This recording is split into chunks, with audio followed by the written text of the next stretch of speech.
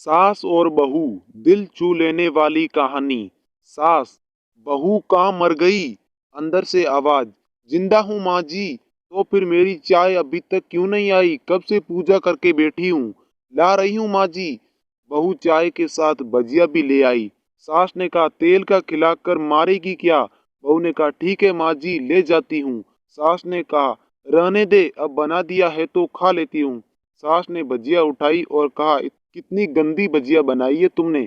बहू, माँ जी मुझे कपड़े धोने हैं, मैं जाती हूँ। बहू दरवाजे के पास छिपकर खड़ी हो गई। सास भजिया पर टूट पड़ी और पूरी भजिया खत्म कर दी। बहू मुस्कुराई और काम पर लग गई। दोपहर के खाने का वक्त हुआ। सास ने फिर आवाज लगाई, कुछ खाने को मिलेगा? बहू ने आवाज नहीं दी। सास फिर चिल्लाई, भूखे मारोगी क्या? बहू आई, सामने खिचड़ी रख दी। सास गुस्से से, ये क्या है? मुझे नहीं खाना इसे, ले जाओ। बहू ने कहा, आपको डॉक्टर ने दिन में खिचड़ी खाने को कहा है, खाना तो पड़ेगा ही। सास मुंह बनाते हुए, हाँ तू मेरी माँ बन जा। बहू फिर मुस्कुराई और चली गई। आज इनके घर पर पूजा थी।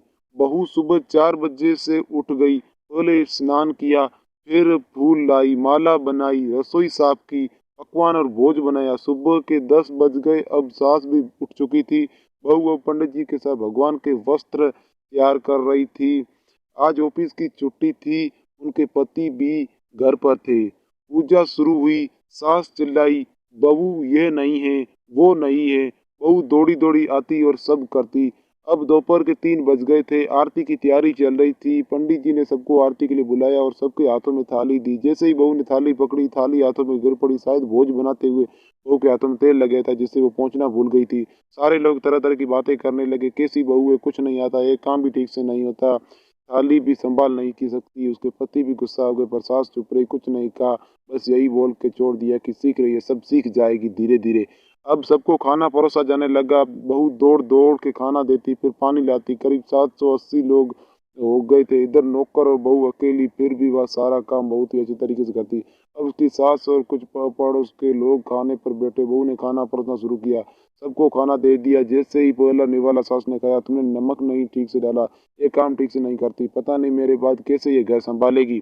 आस पड़ोस वालों को तो ये जानते ही हो ना, सास को बस बनाते ढूंढते, नुक्स निकालते हैं। फिर वो सब शुरू हो गए, ऐसा खाना, अब कैसी बहू है ये, वगैरह वगैरह। दिन का खाना हो चुका था। बहू अब बर्तन साफ करने नौकरों के साथ लग गई।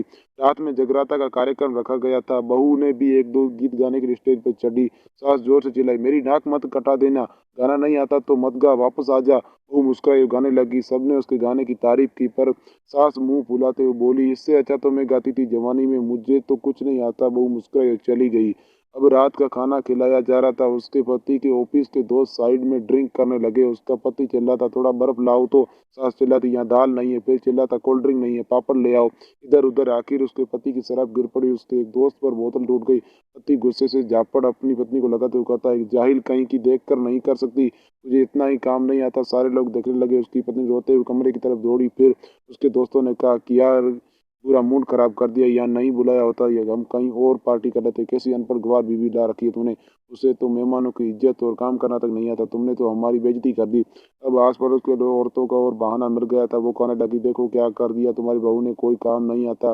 मैं तो कहूँगी अपने बेटी की दूसरी शादी करा दो, छुटकारा पाओ इस गवार से। सास उठी और अपने बेटे के पास जाकर उसे थप्पड़ मारा और कहा, अरे नालायक, तुमने मेरी बहू को मारा, तेरी हिम्मत कैसे हुई, तेरी टांग तोड़ दूंगी।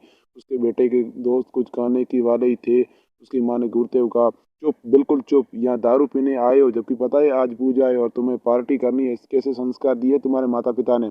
और किसने मेरी बहू को जाहिल बोला? जरा इधर आओ, चप्पल से मारूंगी। अगर मेरी बहू को किसी ने शब्द भी कहा तो, अरे पापी, तूने उस लड़की को बस इसलिए मारा कि तेरी शराब टूट गई। पापी, वो बच्ची सुबह 4 बजे से उठी है, घर का सारा काम कर रही है, ना सुबह से नाश्ता किया, ना दिन का खाना खाया, फिर भी हंसते हुए, सबकी बातें सुनते हुए, ताने सुनते हुए घर के काम में लगी रही। तेरे यार दोस्तों को वो अच्छी नहीं लगी, जूते से मारूंगी तेरे दोस्तों को जो कभी उन्होंने ऐसा कहा। उसके यार दोस्त चुपके से खिसक लिए।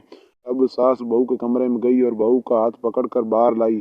सबके सामने कहने लगी, किसने कहा था अपनी बहू को घर से निकाल के दूसरी बहू ले आना? जरा सामने आओ। कोई सामने नहीं आया। फिर सास ने कहा, तुम जानते भी क्या हो उस लड़की के बारे में? ये मेरी माँ भी है, बेटी भी है।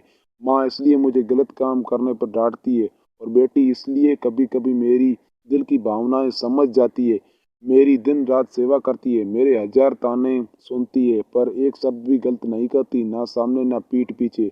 और तुम कहते हो दूसरी बहू ले आऊं। याद है ना चुटकी की दादी अपनी बहू की करतूत। सास ने गुस्से से पड़ोस की महिला को कहा, अभी पिछले हफ्ते ही तुम्हें मियाँ बीवी भूखे छोड़ घूमने चले गए थे। मेरी इसी बहू ने 7 दिनों तक तुम्हारे घर पर खाना पानी, यहाँ तक कि तुम्हारे पैर दबाने जाती थी। और तुम इसे जाहिल बोलती हो। जाहिल तो तुम सब हो जो कोयले और हीरे में फर्क नहीं जानते। अगर आइंदा मेरी बहू के बारे में किसी ने एक लफ्ज भी बोला तो मुझसे बुरा कोई नहीं होगा, क्योंकि ये मेरी बहू नहीं, मेरी बेटी है। बहू सिसकियां लेते हुए फिर कमरे में चली गई। सास ने एक प्लेट उठाई और भोजन परोसा।